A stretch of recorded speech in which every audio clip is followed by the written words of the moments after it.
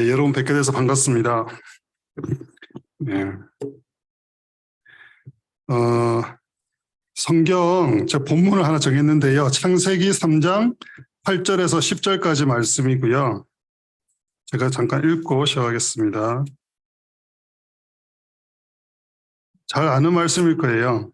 3장 8절에서 10절까지 제가 읽겠습니다. 그들이 그날 바람이 불 때 동산에 거니시는 여호와 하나님의 소리를 듣고 아담과 그의 아내가 여호와 하나님의 낯을 피하여 동산 나무 사이에 숨은지라. 여호와 하나님이 아담을 부르시며 그에게 이르시되 내가 어디 있느냐. 이르되 내가 동산에서 하나님의 소리를 듣고 내가 벗었으므로 두려워하여 숨었나이다. 네, 이 본문을 가지고 제가 오늘 여러분들과 좀 얘기를 나누겠습니다. 저희 딸한테 물었습니다. 저희 딸이 이번에 고등부에 올라갔는데요. 하나님이 정말 있는 것 같아? 하고 물었거든요. 딸이 제 얼굴을 잠깐 보더니 잠깐 망설이다가 대답하더라고요. 아니, 저희 딸은 모태신앙이고요. 어릴 때부터 교회 잘 다녔고 지난해에는 중등부에서 부회장 맡고 개근상도 받았거든요.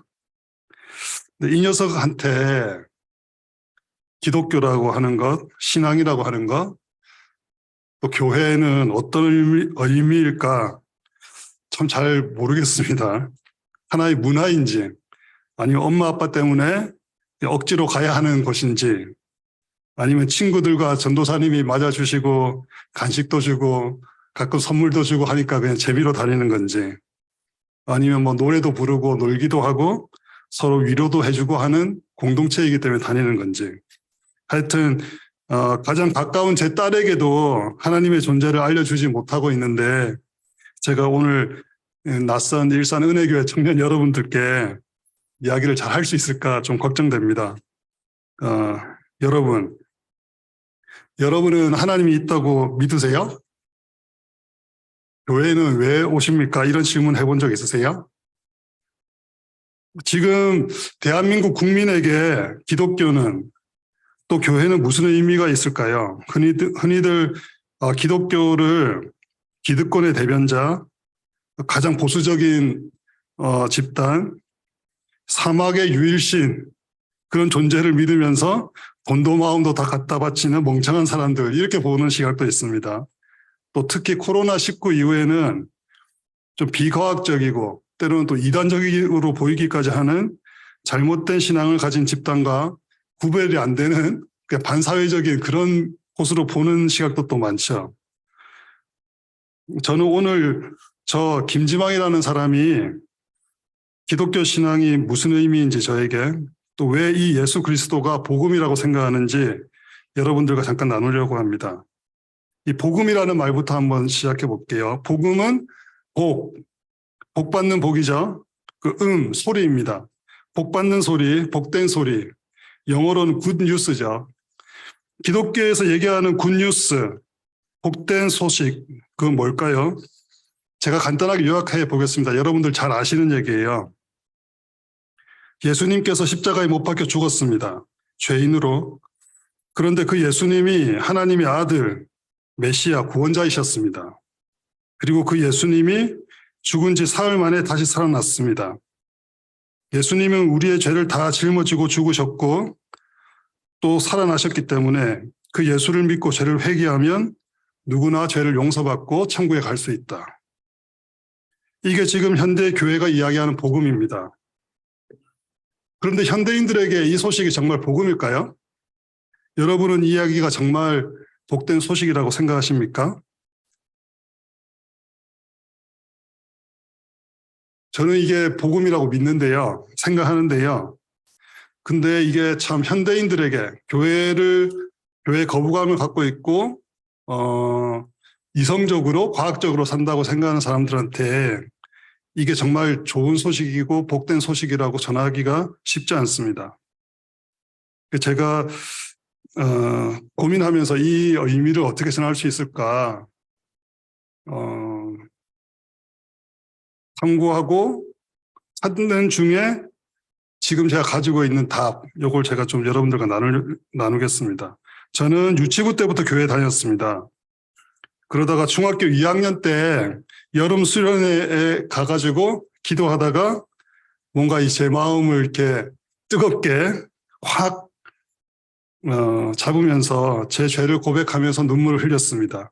회개, 또 혹은 우리가 이제 회심이라고 하는 그런 경험이었습니다.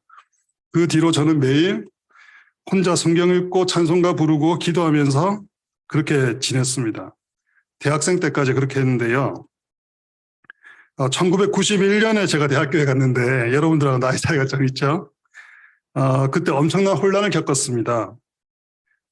당시는 노동자들 또 서민들이 자신들의 자유를 위해서 싸우다가 경찰에 쫓겨서 대학교로 도망을 오고 또 학생들은 그분을 지키려고 하고 또 우리나라의 자유와 민주주의를 요구하면서 싸우고 그러던 시대였습니다.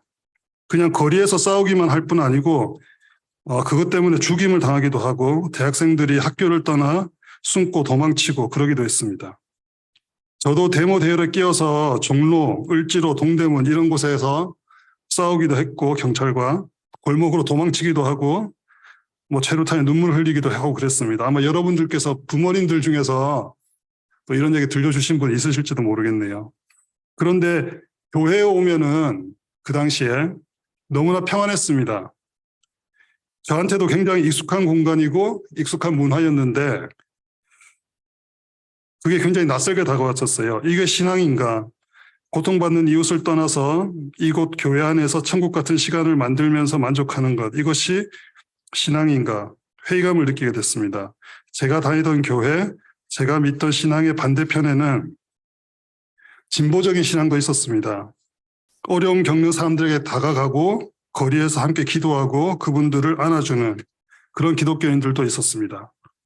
그런 진보적인 신앙은 또 보수적이었던 대부분의 교회와 다르다 보니까 스스로도 기존의 신앙에 도전하고 또 해체하기도 하고 또 때로는 이념적이기도 했습니다. 그러다 보니까 제 신앙도 조금씩 흔들렸습니다. 성경을 읽어도 이게 진짜 하나님의 말씀인가? 교회에 와도 이 사람들이 지금 왜 여기서 이렇게 자기 감정에 빠져서 이러고 있나 하는 생각도 들고 그랬습니다. 어영부영 뭐 그렇게 교회를 다녔습니다. 2009년 5월이었습니다. 벌써 13년 더 지난 일인데요. 2009년이면 여러분이 10대, 20대, 아마 그럴 때 20대 초 뭐 이럴 때 일이었던 것 같습니다. 노무현 전 대통령이 돌아가신 사건이 있었습니다. 검찰의 수사를 받는 도중에 스스로 집 뒤에 절벽에서 뛰어내렸죠. 엄청난 추모의 대열이 모였습니다. 저도 분향소에서 또 거리에서 많이 울었습니다. 그때 종로 5가 기독교 회관에서 추모 예배가 열렸습니다. 노무현 대통령을 좋아했던 그러니까 좀 다소 진보적인 목사님과 기독교인들이 모여서 예배를 드렸습니다. 저는 기자로서 취재 또 저 또한 인간 노무현을 좋아했던 한 명의 기독교인으로서 추모 이런 마음을 가지고 예배 현장에 갔습니다. 예배를 드리면서 참 마음이 무거워졌습니다. 예배를 드리던 그곳에 모인 사람들은 당시 그 추모 예배가 분노에 가득했습니다. 노무현 대통령의 죽음은 정치적인 타살이다. 이 죽음에 누군가 책임을 져야 한다. 우리가 반드시 그 책임을 묻고 복수를 해야 한다. 이런 분위기가 가득했습니다. 저 역시 그런 정서에 공감을 하기도 했지만 한편으로 의문이 생겼습니다. 우리에게 죄 지은 자를 용서한 것 같이 우리 죄를 사하여 주옵시고 이렇게 우리가 주기도문 항상 외우잖아요. 그렇게 기도하고 또 그렇게 살자고 권면하는 게 목사님들인데 아무리 이 정치적인 인물의 추모 예배라지만 예배에서까지 우리가 분노와 복수 이런 얘기를 할 필요가 있을까? 그런 정서를 북돋을 필요가 있을까? 답을 쉽게 찾지 못했습니다. 어떻게 해야 되는 건지. 사실은 아직도 좀 그렇습니다만은 어떻게든 답을 찾고 싶었습니다. 어디에 답이 있을까? 성경? 근데 저는 그렇게 신실하지 못했기 때문에 성경부터 보지 못했고요. 답을 찾기 위해서 질문을 좀 바꿔봤습니다. 정치적인 갈등, 또 억압, 희생, 그리고 거기에 대한 정의의 회복, 이런 걸 시도한 역사는 한국만 아니라 다른 나라에도 많이 있을 거다. 그 사람들은 어떻게 이 문제를 극복했을까? 다른 나라의 사례를 찾아보자. 기자의 한 사람으로서 그렇게 생각했습니다. 여러 나라들을 찾아봤는데요. 여기 제일 왼쪽에 있는 게 남아프리카 공화국의 데즈먼드 투투 주교라는 분입니다. 100년 동안 백인이 흑인을 차별하고 억압하고 죽이기까지 한 나라인데요. 마침내 흑인이 정권을 다시 잡았습니다. 흑인들은 백인에게 어떻게 했을까? 또 중간에 있는 게 캄보디아입니다. 킬링필드라고 들어보셨을지 모르겠는데요. 사회주의 정권이 혁명을 일으킨 뒤에 기득권 세력을 모두 없애겠다고 하면서 국민의 3분의 1을 죽인 그런 사건이었습니다.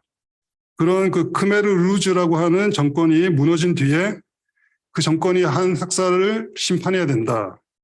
그런 움직임이 국제적으로 벌어지면서 유엔이 나서서 저는 이제 재판을 열게 됐습니다. 비슷한 일이 독재 정권을 겪은 아르헨티나를 비롯한 남미에서도 있었습니다. 유럽도 마찬가지입니다. 제가 탐구한 여러 나라들 중에서 오늘 여러분에게 한 나라의 사례를 소개하려고 하는데요. 바로 미국입니다. 미국에서 흑인 노예 제도의 역사는 미국이라는 나라의 역사보다 더 오래됩니다. 1960년대에 와서 그 오랜 역사의 사슬을 끊자는 운동이 일어났습니다. 흑인 민권 운동이죠. 그 운동에 앞장선 두 명의 인물이 있었습니다. 이 두 사람인데요. 나에게는 꿈이 있습니다라고 말한 마틴 루터 킹 목사, 그리고 나는 밤마다 악몽을 꾼다라고 말한 말콤 엑스. 두 사람은 공통점이 많았습니다. 두 사람은 모두 침례교회 목사의 아들로 태어났습니다. 당시로는 드물게 대학을 졸업한 흑인이었습니다. 또 두 사람은 모두 신의 가르침이 천국에서만 이루어지는 게 아니라 이 땅에 억압받는 자들을 위한 투쟁 속에서 실현된다고 믿었습니다. 흑인만이 아니라 온 인류의 해방을 주장했습니다. 두 사람 다 감옥에 갇혔다가 풀려났고 자기를 쫓는 열렬한 추종자들이 있었고 두 사람 다 39살에 총을 맞아 죽었습니다. 다른 점도 많았습니다. 마틴 루터 킹은 둥글둥글한 몸집에 목소리는 굵고 부드러운 바리톤이었고요. 키는 172cm, 그리고 기독교 목사였습니다. 말콤 엑스는 키가 190cm, 뉴욕의 뒷골목에서 자랐습니다. 목소리는 아주 높고 갈라지는 허스키 목소리였습니다. 그리고 스스로 블랙 이슬람이라고 하는 종교의 사제가 되었습니다. 말콤 엑스의 원래 이름은 말콤 리틀이었습니다. 뉴욕 할렘가에서 어릴 때부터 범죄와 향락에 빠졌습니다. 15살쯤 백인 여자를 사랑했다는 이유로 처음 감옥에 갇혔습니다. 그곳에서 블랙 이슬람이라고 하는 흑인들의 종교를 만들어낸 사람을 만났습니다. 블랙 이슬람은 흑인이 고통받는 이유는 백인 때문이라고 하는 종교였습니다. 신이 백인에게 6,000년 동안 권세를 줬는데 너무 많은 죄를 지었기 때문에 이제는 백인을 물리치고 흑인이 권력을 잡아야 한다. 이런 세계관을 갖고 있었습니다. 말콤 리틀은 이런 가르침에 깊이 감명을 받았습니다. 그래서 자신의 성인 리틀을 버리고 아프리카에서 온 자신의 조상, 그 사람의 성을 알 수 없기 때문에 X라고 붙였습니다. 스스로 말콤 X라고 이름을 지었습니다. 말콤 X도 감옥에서 나온 뒤 블랙 무슬림의 성직자가 되었습니다. 그의 말은 아주 화끈했습니다. 말콤 X가 한 연설의 한 대목을 제가 읽어드리겠습니다. 언어가 좀 거칠어도 놀라지 마시고 들어보세요. 백인은 흑인을 강간했습니다. 흑인은 공포 때문에 아무 짓도 못했습니다. 나의 흑인 형제 자매 여러분, 서로를 보십시오. 우리는 이렇게 더럽혀졌습니다. 뻔뻔스런 백인 악마들은 희생자인 우리 흑인에게 서로 사랑해야 한다고 합니다. 이렇게 말콤 엑스는 백인을 악마라고 불렀습니다. 아메리칸 드림은 흑인에게는 악몽일 뿐이고 사랑과 포용을 말하는 기독교는 백인이 흑인을 순한 양처럼 가둬서 기르기 위한 이데올로기라고 비판했습니다. 흑과 백이 섞여서 좋은 것은 밀크 커피뿐이고 흑인은 백인과 분리해서 새로운 나라를 만들어야 한다, 이렇게 믿었습니다. 마틴 루터 킹은 정반대였습니다. 그는 분노한 흑인들 앞에서 분노는 또 다른 폭력과 억압을 가져올 뿐이다 라고 달랬습니다. 흑인의 자유를 위한 행진을 할 때 백인들이 참여하자 기꺼이 손을 잡고 함께 걸었습니다. 그 유명한 I have a dream이라고 하는 연설의 한 대목을 소개하면 이렇습니다. 자유를 향한 갈증을 증오와 원한으로 채우지 맙시다. 투쟁을 하느라 백인을 불신해서는 안 됩니다. 우리는 혼자서는 걸어갈 수 없습니다. 우리가 지금은 비록 어려움을 겪고 있지만 저에게는 꿈이 있습니다. 조지아의 붉은 언덕에서 노예의 후손과 노예 주인의 후손이 형제처럼 손을 맞잡고 나란히 앉는 꿈입니다. 피부색으로 사람을 판단하지 않고 인격으로 평가하는 나라에서 우리 아이들이 사는 꿈입니다. 엘라바마에서 흑인 아이들과 백인 아이들이 함께 손잡고 초원을 달리는 꿈입니다. 여러분들 잘 아시는 내용이죠. 여러분은 마틴 루터 킹 목사님의 설교하고 말콤 X의 설교하고 어디에 더 끌리세요? 말콤 X가 맞는 것 같아요?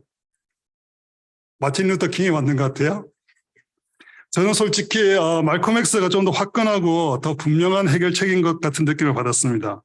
당시 미국의 흑인들, 심지어 백인들 사이에서도 이 마틴 루터 킹과 말콤 X 두 사람의 노선을 두고 서로 지지하면서 나뉘었습니다. 말콤 X하고 마틴 루터 킹도 서로를 비난했습니다.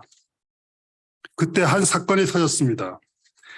1963년 11월 22일 케네디 대통령이 총에 맞아서 죽은 사건이었습니다.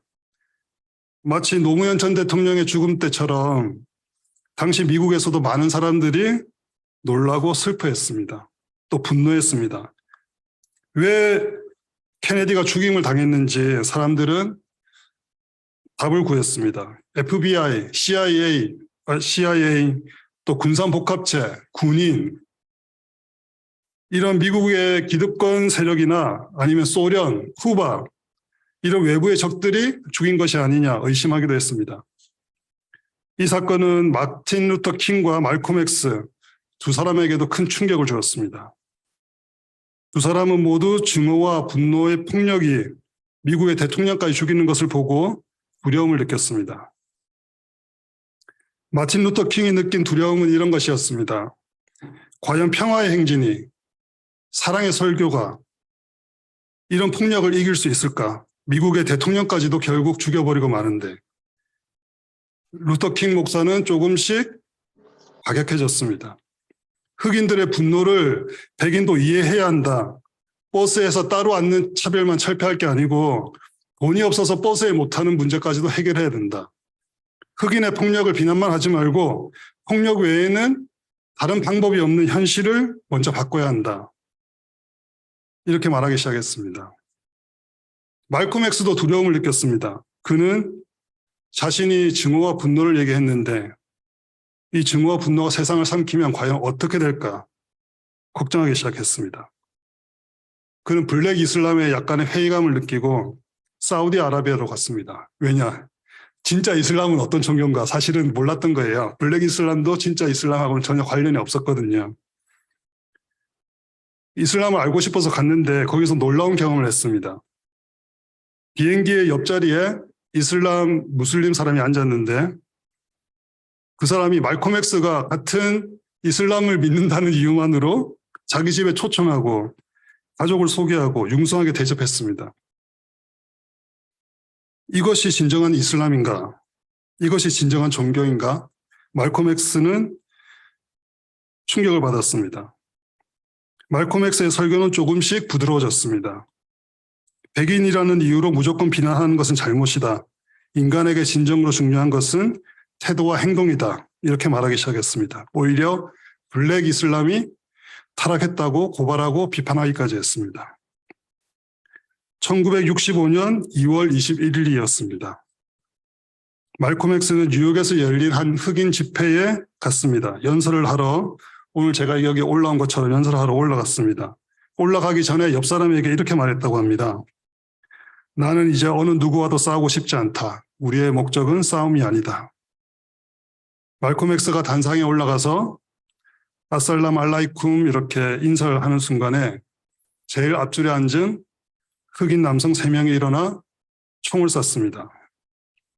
모두 16발. 말콤 X는 그 자리에서 사망했습니다. 말콤 X가 총에 맞은 그 단상입니다. 의자가 넘어지고 무대에 총탄이 박혔습니다. 말콤 X가 죽은 뒤 흑인 사회는 더 혼란해졌습니다. 흑인 동네에서 폭동이 일어났고 또 백인들 사이에서는 KKK단이 다시 활개를 치기 시작했습니다. 폭력에 맞서기 위해서 폭력이 필요한 세상이 된 것처럼 보였습니다. 한 흑인 청년이 마틴 루터 킹에게 찾아와 이렇게 말했습니다. 저는 이제 당신의 비폭력주의에 찬성하지 않습니다. 백인이 나를 건드린다면 저는 두들겨 패겠습니다.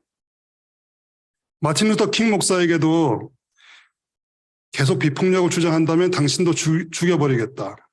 이런 협박이 쏟아지기 시작했습니다. 살인과 죽임, 생명이 위협받는 가운데서 마틴 루터 킹 목사도 연설을 부탁받았습니다. 1968년 4월 3일이었습니다. 그 마지막 연설을 한번 보겠습니다.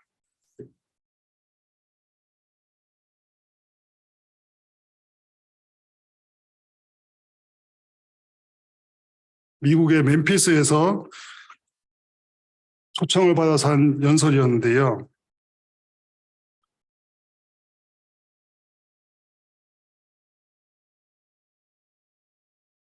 We've got some difficult days ahead, but it really doesn't matter with me now because I've been to the mountaintop.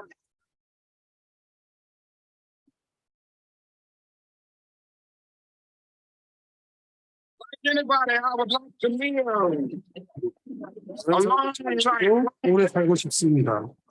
하지만 개의치 않습니다. 저는 Concerned about that now. I just want to do something. 하나님의 뜻을 이루고 싶을 뿐입니다. He's allowed me to 하나님께서는 저를 산 위에 오르게 하셨습니다.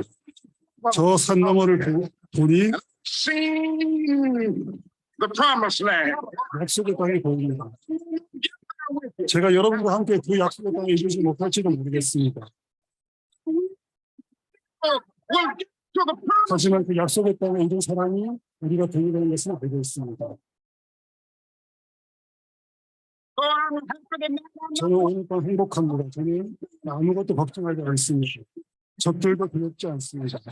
주님의 영광이 오는 것을 저는 봅니다. 이 연설을 한 뒤에 그 다음 날 마틴 루터 킹 목사님은 총에 맞아 돌아가셨습니다. 마틴 루터 킹과 말콤 X 두 사람 중에서 누가 옳았을까요? 역사적으로 보자면 미국은 결국 흑인 대통령을 만들어냈습니다. 저 합성 사진에서 제일 앞에 있는 분이 마틴 루터 킹 목사님이고 제일 뒤가 말콤 X죠. 중간에 앉은 사람이 버락 오바마 전 미국 대통령입니다.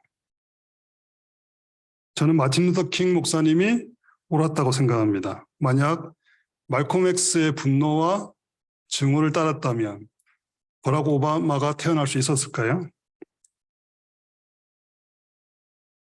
마틴 루터 킹 목사님이 남긴 설교 중에서 몇 대목을 소개해 드리겠습니다. 잘 안 보이니까 제가 읽어 드릴게요. 왜 우리가 적들을 사랑해야 합니까? 미움에 미움으로 답하는 것은 미움을 더하기 때문입니다. 이미 별들이 사라진 밤에 깊은 어둠을 더하기 때문입니다. 어둠은 어둠을 몰아낼 수 없습니다. 빛으로만 가능합니다. 증오가 증오를 불러오고 전쟁이 더 많은 전쟁을 만들어내는 쇠사슬을 끊어내야 합니다. 억압받는 이들이 적들을 사랑하는 능력을 기르지 못한다면 인종 문제는 영원히 해결될 수 없습니다. 미국의 흑인들은 지난 300년의 억압과 좌절을 똑같이 갚아주고 싶은 유혹을 받습니다. 이 유혹에 굴복한다면 우리가 추구하는 새로운 질서는 낡은 질서를 그대로 옮겨 놓는 것에 불과할 것입니다. 담대하고 겸손하게 사랑으로 미움을 대해야 합니다. 이 시대는 증오와 폭력에 굴복해 망가지고 있습니다. 이 나라의 구원, 인류의 구원을 위해 우리는 다른 길을 가야 합니다. 저는 이 마틴 루터 킹 목사님의 말씀이 지금 우리에게도 가장 필요한 말씀이고 바로 복음의 핵심이라는 생각을 합니다. 여기는 아까 제가 잠깐 말씀드렸던 데즈먼드 투투 남아프리카 공화국의 성공의 대주교 설교인데요. 설교가 아니고 이분이 우리나라로 치면 진실과 화해위원회 위원장을 맡았어요. 그래서 흑인과 백인들의 범죄를, 과거의 범죄를 다시 밝혀내고 어떻게 정의를 세울 것인가, 그런 청문회를 전국을 돌아다니면서 했습니다. 거기서 너무 끔찍한 사건들이 밝혀지고 사람들이 너무 괴로워했어요. 그때 이렇게 말했습니다. 앞에 슬라이드 다시 보여주시겠어요? 그 청문회장에서 모든 사람들이 괴로워할 때 이렇게 얘기했습니다. 우리 모두 끔찍한 악을 저지를 능력이 있음을 깨달았다. 내가 그 범죄자들과 똑같은 영향을 받고 똑같은 세뇌를 당했어도 절대 그들처럼 되지 않았을 거라 말할 수 있는 사람이 있을까? 하나님의 자비로 마음을 가득 채우고 하나님이 사랑하는 이 형제들이 이렇게 서글픈 처지에 이르렀음을 한탄하며 함께 울자. 진심으로 하나님의 은혜가 아니었다면 나도 같은 처지였을 것이다. 이러면서 청문회장에서 함께 기도하자고 제안했습니다. 저는 이런 역사를 보면서 사랑과 용서야말로 지금 우리 시대에 가장 필요한 것이라고 생각했습니다. 그리고 가장 깊은 사랑을, 가장 완전한 용서를 보여준 사람이 바로 예수님이라는 걸 다시 발견했습니다. 우리가 매주 예배 때마다 외우는 주기도문, 예수님이 가르쳐준 기도문에 이런 구절이 있습니다. 아까 제가 말씀드린 바로 그 구절인데요. 우리가 우리에게 죄 지은 자를 사하여 준 것 같이 우리 죄를 사하여 주옵시고. 이렇게 기도하라고 가르치신 예수님이 정작 자신은 다른 사람들의 손가락질을 받고 억울하게 십자가에서 죽었습니다. 아마 이런 얘기 들어본 적이 있으실지 모르겠습니다. 이 세상의 모든 빚, 모든 대출, 부채, 문제를 해결하는 방법이 있다. 인류가 가진 모든 빚을 한 사람에게 다 몰아주는 겁니다. 모두 한 사람한테 다 떠넘기는 거죠. 그리고 그 사람을 죽이는 겁니다. 그러면은 그 사람의 죽음과 함께 인류의 모든 빚이 탕감되고 없어지겠죠. 그게 바로 예수님의 죽음입니다. 용서하고 사랑하라고 예수님이 말했지만 이 세상의 죄악, 인간이 저지르는 잘못, 이 사회의 모순은 우리가 사랑하고 용서하기에는 너무나 큽니다. 우리 개인이 용서하고 사랑하는 것만으로는 해결될 것으로 보이지가 않습니다. 불가능해 보입니다. 그래서 예수님이 이 세상의 모든 잘못을, 모순을 떠안고 십자가를 지시기로 한 것이로구나. 그러니 이제 너희는 이 세상의 잘못은 내가 모두 짊어질 테니 너희는 용서하고 사랑하라고. 저는 십자가의 의미를 이렇게 찾았습니다. 사실 인간의 본성은 용서하고는 거리가 먼 것 같습니다. 왜냐하면 우리는 육체가 있고요. 이 육체를 지키려면은 산소도 필요하고 음식도 필요하고 옷도 필요하고 집도 필요합니다. 사막 한가운데서 산다고 한번 생각해 보세요. 아브라함처럼. 낯선 사람이 저 멀리서 다가옵니다. 이 사람이 나를 해치려고 오는 건 아닐까? 내 양떼를 가져가려고 오는 강도는 아닐까? 하는 것부터 먼저 나겠죠. 경계해야 합니다. 살아야 하니까요. 우리 육체를 지켜야 하니까. 생존을 위해서 두려워하고 경계하고 선을 긋고 싸워야 할 때도 있습니다. 내가 살기 위해서. 그런 선을 지우고 낯선 사람을 받아들이고 나누고 베푸는 것, 환대한다고 하는 것, 나에게 그냥 불이익이 되는 것이 아니라 어쩌면 나를 죽일지도 모르는 겁니다. 두렵죠. 그런데 왜 예수님은 또 성경은 우리에게 용서하라고 사랑하라고 자꾸 얘기할까요? 이웃을 내 몸과 같이 사랑하라고 또 내가 죄 지은 것을 용서받은 것처럼 남이 나에게 지은 죄를 용서하라고 자꾸 말하는 걸까요? 낯선 것을 두려워하고 경계하고 마음을 닫아야만 생존할 수 있도록 이 세상을 만들어 놓은 게 하나님인 것 같은데 왜 하나님이 이러시는 걸까요? 아까 읽은 본문은 여러분이 잘 아는 이야기입니다. 다시 한번 제가 읽어볼게요. 에덴 동산에서 선악과를 먹고 난 뒤에 일어난 일이죠.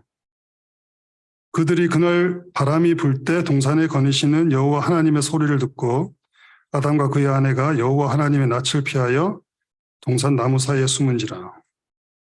여호와 하나님이 아담을 부르시며 그에게 이르시되 내가 어디 있느냐? 이르되 내가 동산에서 하나님의 소리를 듣고 내가 벗었으므로 두려워하여 숨었나이다. 하나님이 부르십니다. 선악과를 먹고 숨은 아담과 하와에게 어디에 있느냐? 그때 이렇게 얘기했습니다. 아담이 제가 벌거벗었습니다. 두렵습니다. 그래서 숨었습니다. 이 구절이 성경에서 처음으로 두려움이라는 단어가 나오는 구절입니다. 에덴 동산에서부터 인류는 두려움을 느꼈습니다. 왜 두렵다고 했습니까? 벌거벗었기 때문에. 아무것도 가리지 않고 내 육체가 다 드러나 있다는 걸 알게 된 거죠. 두렵습니다. 죽을 것 같습니다. 창피합니다. 최초의 두려움은 우리가 벌거벗은 우리의 존재 때문이었습니다. 그런데 우리는 두려움은 흔히 우리가 아니라 우리의 바깥 때문이라고 생각합니다. 우리가 하나님을 만날 때도 기도할 때도 하나님 때문에 두려운 것을 착각합니다. 하나님이 나를 벌하진 않을까? 하나님이 나의 죄를 다 밝히진 않을까? 하나님 앞에서 내가 다 드러나진 않을까? 두려운데 그 두려움은 사실 하나님 때문이 아니라 바로 우리 자신 때문이었습니다. 성경을 쭉 읽으면 하나님께서는 오히려 우리에게 이렇게 말씀하십니다. 내니 두려워 말라. 갈릴리 바다 폭풍 속에서 찾아오신 예수님, 또 사막의 유목 부족장이었던 아브라함을 찾아오신 하나님, 모세에게 찾아온 하나님, 성경에는 두려워 말라는 하나님의 말씀이 수없이 많습니다. 왜 하나님께서는 두려워 말라고 그렇게 강조하셨을까요? 두려움은 너무 쉽게 전파되기 때문입니다. 두려움에 떨면서 우리는 두려움에 끌려갑니다. 두려움에 끌려가면 정상적인 사고를 못합니다. 여러분들도 많이 경험하셨을 거예요. 사교육, 학원에 가면은 좀 이 안 좋은 학원들은 영업을 또 열심히 잘하는 학원들은 제일 먼저 부모들에게 겁을 줍니다. 학원에 안 다니면 아이가 낙오될 것처럼 이야기를 합니다. 두려움을 심어주죠. 그럼 부모의 사고가 마비됩니다. 학원에 가야 될 것 같습니다. 나만 돈이 없는 것 같습니다. 저 물건을 사지 않으면 초라해질 것 같습니다. 집값이 오르고 물가가 다 오르는데 돈이 없으면 제대로 살 수 없을 것 같아 두려워집니다. 뉴스도 마찬가지입니다. 세상에 이상한 사람만 있는 것처럼 또 정치인은 다 거짓말쟁이인 것처럼 보여줍니다. 교회도 그렇습니다. 교회에 안 나오면 지옥에 갈 것처럼 겁을 줍니다. 예수님을 믿는 게 중요하지 건물인 교회에 나오고 헌금을 해야 천국행 티켓을 얻는 건 아닌데 말이죠. 두려움은 우리를 우리답게 살지 못하게 합니다. 하나님의 말씀, 복음을 받아들이지 못하게 합니다. 하나님의 말씀은, 복음은 용서와 사랑입니다. 복음은 우리가 모두 죄인인데 두려워하지 말고 하나님 앞에 나와서 용서를 구한다면 다 용서해 주겠다라는 겁니다. 그리고 내가 너희를 사랑했듯이 너희도 사랑하고 아껴주며 용서하며 두려워하지 말고 살아라. 그 명령이 바로 복음입니다. 사랑, 용서, 두려워하지 않는 마음. 오늘 이 세 가지를 말씀드렸습니다. 여러분, 용서하고 사랑하는 삶이 우리를 폭력과 죄악의 악순환에서 구해줄 수 있습니다. 그런데 깊은 사랑, 용서의 위력, 구원의 힘은 예수 그리스도의 십자가에서 발견할 수 있습니다. 용서와 사랑의 메시지는 사람들이 너무나 쉽게 무시합니다. 그딴 게 무슨 힘이 있겠느냐고 비웃습니다. 응징하고 다시는 일어서지 못하게 만들어야만 정의가 세워진다고 말합니다. 냉전 시대에 핵무기를 만들던 어리석은 사람들도 똑같이 생각했습니다.